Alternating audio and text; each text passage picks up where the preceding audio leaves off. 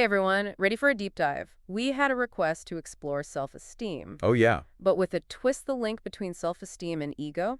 Interesting. And to get into it, we're going to be unpacking some clips from a popular Shetty YouTube video. Okay, cool. So right off the bat, this is pretty cool. Shetty presents this idea that low self-esteem can actually be an ego issue. Yeah, it really flips the script. Usually we think of ego as like arrogance and being cocky, you know? Right, exactly. So how does he explain this? Well, he kind of goes back to some ancient wisdom, like the Bhagavad Gita, Okay. where ego is seen as this force that kind of pushes us to extremes. Extremes how? It's either like, I'm the best, everyone else is nothing, you know? Oh, I see. Or it swings all the way to the other side, I'm the worst, I'm totally hopeless. Wow, so it's like two sides of the same coin. Exactly. Two sides of the same coin. So someone stuck in that I'm the worst mindset, how would that even look in everyday life?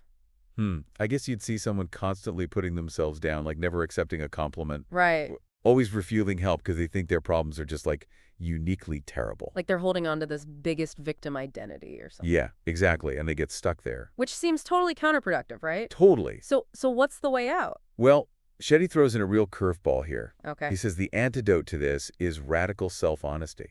Ooh, radical self-honesty. That sounds kind of intense. It does, doesn't it? Yeah. But it's not about just brutal self-criticism. Okay. He's more talking about acknowledging both your strengths and your weaknesses, but without judgment. Without judgment. Yeah, like he suggests making a list, what you excel at, what you're okay at, and areas needing improvement. So it's like this clear-eyed assessment, really seeing yourself without all that ego distortion.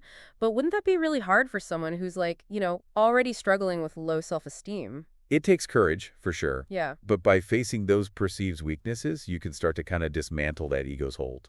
Okay, that makes sense.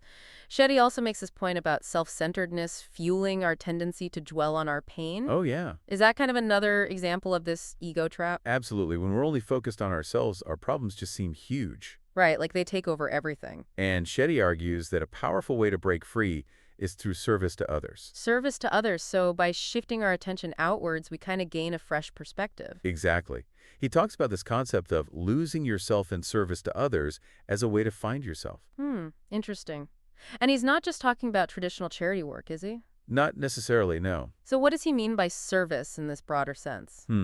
Well, think of it like this. Any act where you're genuinely helping or providing value to others is a form of service. Okay. It could be a musician creating music that moves people or a teacher inspiring their students. Yeah, that makes sense. Even something as simple as recommending a great book to someone. Oh, so even small acts like that can count as service. Absolutely. It's about the positive impact, regardless of scale. I like that. And Shetty even connects this concept to like massive business successes. Oh, yeah. Yeah, which I think is fascinating. How so? Well, think about people like Jeff Bezos or Bill Gates. Mm-hmm. Their wealth came from solving problems on a massive scale. Yeah. Isn't that essentially a form of service at its core? That is a very interesting way to look at it. It is, right? Yeah. But I do wonder, wouldn't there be this kind of tension between wanting to serve and then also caring about the results of our efforts? Oh, for sure. Like, say you're a salesperson and you want to help clients, but you also got to close deals, right? Right. You've hit upon a very real dilemma there. Yeah. And what's interesting is Shetty actually admits to struggling with this tension himself. Oh, really? Yeah. He talks about how after one of his videos went viral, he felt this huge pressure to like replicate that success. I find that really refreshing to hear, honestly. Me too. That even someone like Shetty, who seems to have it all figured out, Right. Faces these very human challenges. Exactly. And his solution is really insightful. Okay, what is it? He emphasizes focusing on what you can control, the work, the effort, the intention, Right. and detaching from the results. Detaching from the results. Yeah, there's a saying he uses a lot, want the outcome, but detach from it. That's a good one. Easier said than done, though, right? Oh, for sure. Especially when there's so much pressure to succeed. Yeah, absolutely. But how did Shetty actually put this into practice? He focuses on the process, like putting his heart into creating the content, but then letting go of the need to control how it does. So it's kind of like surrendering to the journey, trusting that the results will come on their own. Right. But how does this all tie back to the idea of self-esteem? Well, think about it. If we can shift our focus away from constantly evaluating ourselves, Yeah.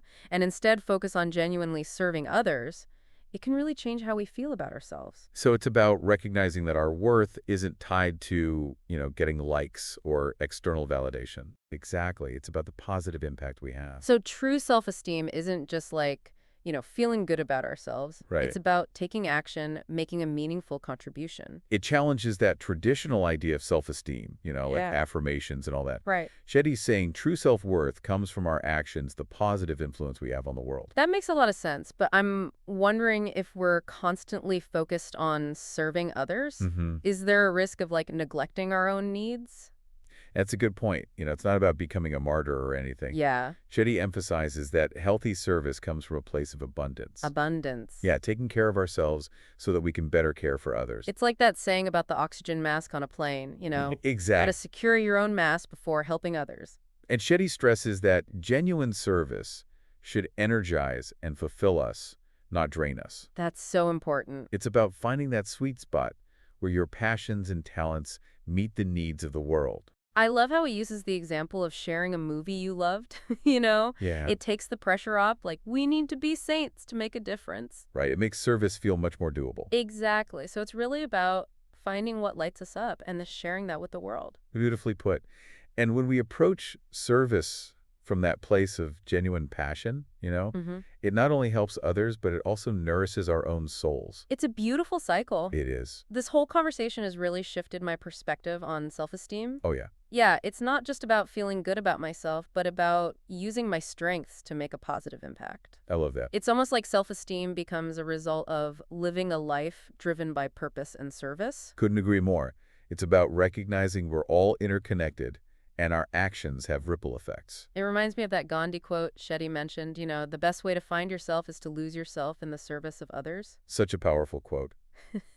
Simple yet profound. It is. So our listeners probably feeling pretty inspired to put these ideas into action. I hope so. Remember, even small acts of service can make a big difference. Before we move on, let's emphasize that point. There's no need to wait for these grand gestures. Right. Starting small is key. Absolutely. It could be an act of kindness, offering help to a neighbor, anything. Every act of service matters. We'll delve deeper into the practical side of integrating service into our lives in a bit. Sounds good. Stay tuned. We have more insights from Jay Shetty coming up.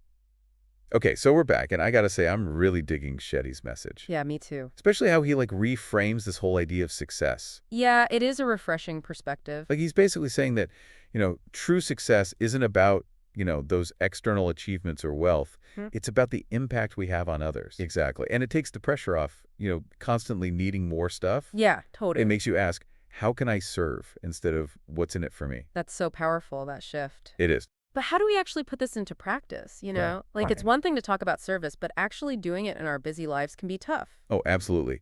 Shetty encourages starting small, finding ways to serve that feel good and authentic. Like that example he gave about sharing a movie you loved. Exactly. It's about tapping into that genuine excitement of wanting to share something awesome. Mm-hmm.